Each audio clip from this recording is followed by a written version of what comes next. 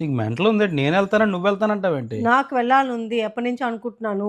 వెళ్ళు, next week వెళ్ళు నువ్వు. నేను ఈ వీకెండ్ వెళ్తా. ఎందుకు నిషా ఇంత పంతం? నేను వెళ్తానన్న ఫస్ట్. మమ్మీ వాళ్ళు నెక్స్ట్ వీకెండ్ ఊరు వెళ్తున్నారు, సో ఈ వీకెండ్ వాళ్ళు ఖాళీగా ఉన్నారు. నేను వెళ్తున్నాను.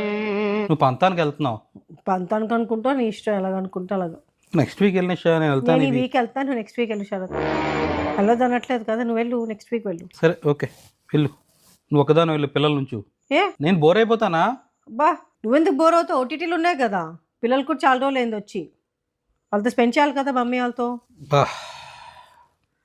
ప్లాన్ని హైజాక్ చేయమని నీ తర్వాతే. సరే నీకు నచ్చినట్టు చేసుకో. థ్యాంక్స్.